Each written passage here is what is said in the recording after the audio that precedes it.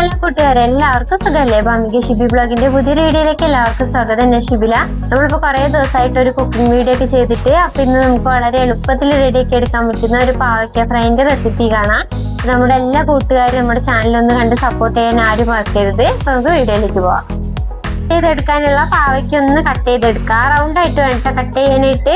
ഇതിൻ്റെ ഉള്ളിലത്തെ ആ കുരു അതൊന്നും കളയേണ്ട ആവശ്യമില്ല. ഇങ്ങനെ തന്നെ ഒന്ന് കട്ട് ചെയ്തെടുക്കുക.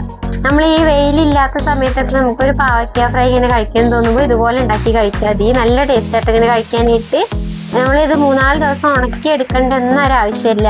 പെട്ടെന്ന് തന്നെ അരിഞ്ഞ് പെട്ടെന്ന് തന്നെ റെഡിയാക്കി എടുക്കാൻ പറ്റും.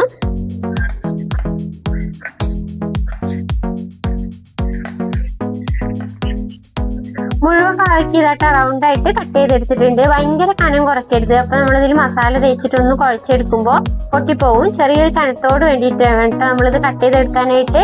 നമുക്കിത് ഒരു പാത്രത്തിലേക്ക് മാറ്റാം.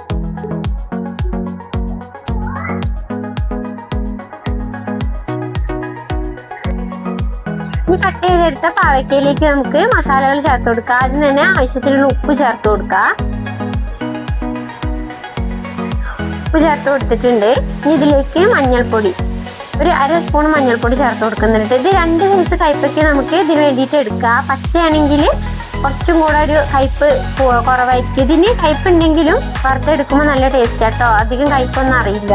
പിന്നെ ഇതിലേക്ക് ഇതാ മുളക് പൊടി ചേർത്ത് കൊടുക്കുക. എരിവുള്ള മുളക് പൊടിയും കാശ്മീരി മുളക് പൊടിയും കൂടി മിക്സ് ആക്കിയിട്ടാണ് ചേർക്കുന്നത്. ഒരു 2.5 സ്പൂൺ ചേർത്ത് കൊടുത്തിട്ടുണ്ട്.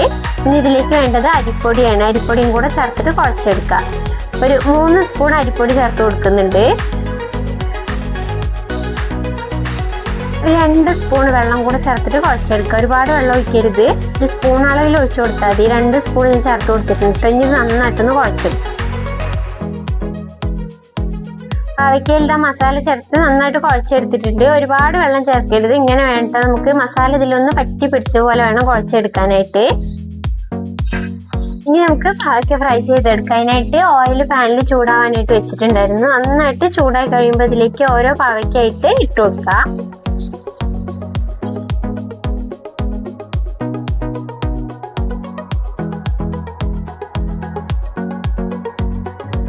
നമുക്കിതാ ഫസ്റ്റ് ഇട്ടുള്ള പാവയ്ക്ക നന്നായിട്ടൊന്ന് ഫ്രൈ ആയി വന്നിട്ടുണ്ട്. എണ്ണയിൽ നിന്ന് കോരി മാറ്റാം. ഈ ഒരു കളറാകുമ്പോഴാണ് നമ്മൾ കോരി എടുക്കാനായിട്ട് ഒരു കിലി സൗണ്ടും കേൾക്കാം. സൗണ്ട് കേൾക്കുമ്പോൾ വേണം കോരി എടുക്കാൻ. എണ്ണയിൽ നിന്ന് കോരി മാറ്റിയിട്ട് ഒരു പാത്രത്തിന് മേലെ ഇങ്ങനെ വെച്ച് കൊടുക്കുക. അതിലുള്ള എണ്ണ ഒന്ന് കംപ്ലീറ്റ് പോയി കിട്ടാൻ വേണ്ടിയിട്ടാട്ടോ. ഇതുപോലെ നമുക്ക് മുഴുവൻ പാവയ്ക്കൊന്ന് ഫ്രൈ ചെയ്ത് കോരിയെടുക്കാം.